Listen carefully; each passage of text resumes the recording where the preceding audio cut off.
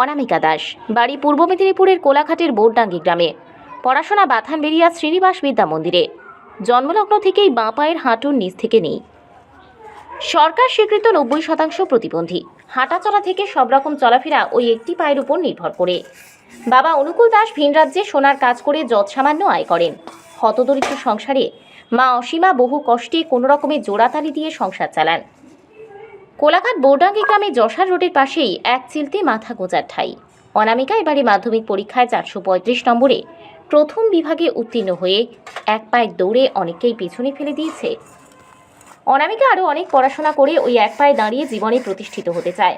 বড় হয়ে ওর মতো দুর্ভাগ্যগ্রস্ত মানুষের পাশে থাকতে চায়, কিন্তু চরম দারিদ্রতার কাছে হার মেনেছে এই গরিব ঘরের ছাত্রীটির অদম্য জেদ ও মনের জোর। মা বলেছে আর পড়ানো সম্ভব নয়। কিভাবে বা সম্ভব? ওর মা অসীমা দেবীর কথায় স্কুলের ফি থেকে প্রতি মাসে প্রাইভেট টিউশনির এত টাকা, বইপত্র সহ যাবতীয় খরচ খুব কষ্ট করে চালিয়েছি, আর সম্ভব নয়। পায়ে একটি অপারেশন করালে হয়তো কিছুটা হাঁটতে পারত, তার জন্য 4-5 লাখ টাকার প্রয়োজন। কোথায় পাবো? কোলাঘাট সন্তেশ ক্লাব কৃত্রিম পা করে দিয়েছে। ওর বয়স বাড়ার সাথে সাথে সেটাও ছোট হয়ে গেছে। ওনারা আবার ক্যাম্প হলে পা করে দেবেন বলেছেন।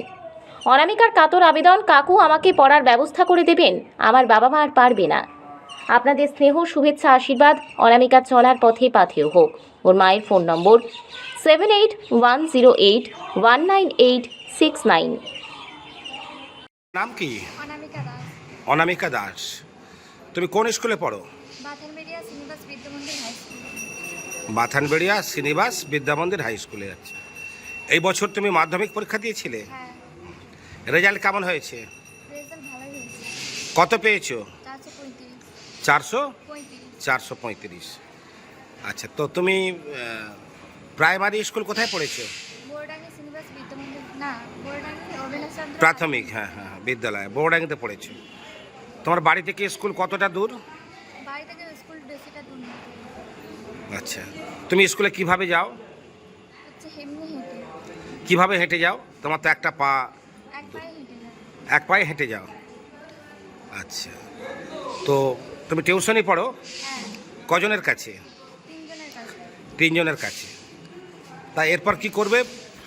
পড়াশোনা কি পড়বে ঠিক করেছো? সায়েন্স, সায়েন্স নিয়ে পড়ে তুমি কি হবে? ডাক্তার। কি হবে? ডাক্তার ডাক্তার হবে। ও, ডাক্তার হয়ে অনেক পয়সা নেবে? না, পয়সা নেবে না? না। রুগী কিভাবে দেখবে?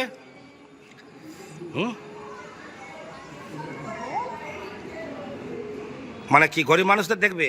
হ্যাঁ, সেবক? সবাইকেই দেখবো। হ্যাঁ হ্যাঁ, সবাইকেই দেখবো। গরিব মানুষদের দেখবে তো? হ্যাঁ, আচ্ছা, সেই জন্য ডাক্তার হতে চাইছো। তোর বাবার নাম কি? অনুকূল দাস। অনুকূল দাস। মায়ের নাম? অসীমা দাস। অসীমা দাস। তোমার ভাই আছে? হ্যাঁ, ভাইয়ের নাম কি? শুভঙ্কর দাস। শুভঙ্কর দাস। সে কোন ক্লাসে পড়ে? 9-এ। 9-এ পড়ে। তোমার বাবা, আচ্ছা আপনি তোর মা, ও বাবা কি করেন? সোনার কাজ। কোথায়? মুম্বাইতে। ওখান থেকে খরচাপাতি পাঠায়? হ্যাঁ হ্যাঁ, যা পাঠায় কুলায়? আর কুলায়নি তো। তো এই যে টিউশনি পড়ায় টাকা পয়সা লাগে? হ্যাঁ, টিউশনে তো টাকা পয়সা লাগে, সব জায়গায় ফিস দিতে হয়। সব জায়গায় ফিস দিতে হয়।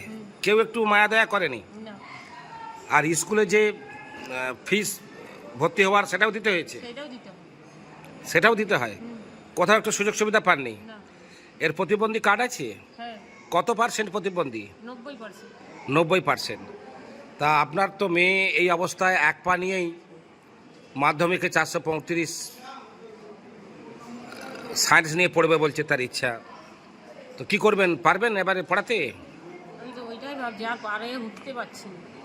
যে মাসে 3000 টাকা করে গোনা, আর বোধহয় পেরে উঠবো।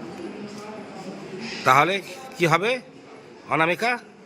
তোমার তো এই অবস্থা, তাহলে পড়াশোনা তো হবে না, হ্যাঁ, তাহলে মন খারাপ হয়ে যাবে। হ্যাঁ, আর যদি সম্ভব হয়, কেউ যদি সাহায্য করে তাহলে হবে।